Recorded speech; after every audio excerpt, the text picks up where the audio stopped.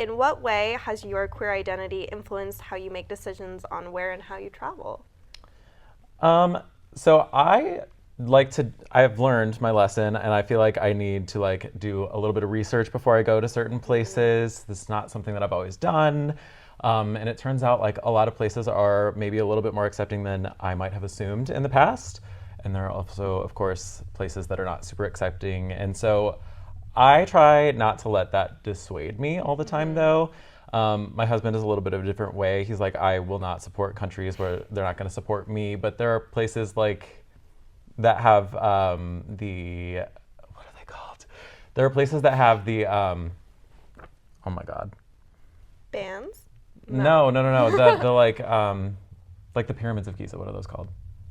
Oh, like the The like seven world wonders. wonders of the world. Yeah. Yes.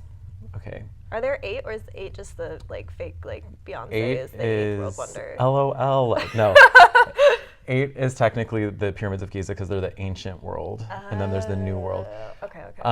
Yeah, so there are places like it's been a goal of mine forever to see all of the world wonders, and like I can't do that if I'm like only going to like extremely queer safe places, and so it's like I might have to take precautions and maybe not hold hands with my husband or whatever, but like that doesn't mean I'm not gonna go.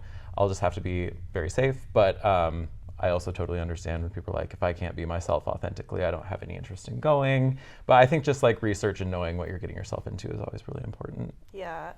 I always think about there's actually a colleague that we work with who studied abroad in China, and he always talks about how like even in those like very strict like countries and cities, like there's always queer community. It doesn't mean that like the queer community isn't there.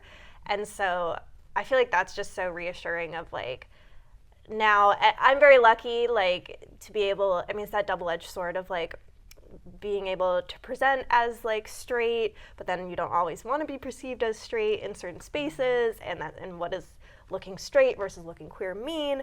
But I know that I'm lucky as like a cis woman to be like pretty safe even in like non-queer supportive places. But I think when I'm like picking where I want to travel, I'm just like, instead of like, okay, let's look at this country, it's like, okay, where are like the queer spots in the city that I'm going to? Like, where are the like queer owned cafes and bars and like small businesses and things like that? Because they are everywhere. Like, sometimes you just have to really look. So I try to think about that when I'm like traveling now, of like, where can I like support my community? Because I know they're there.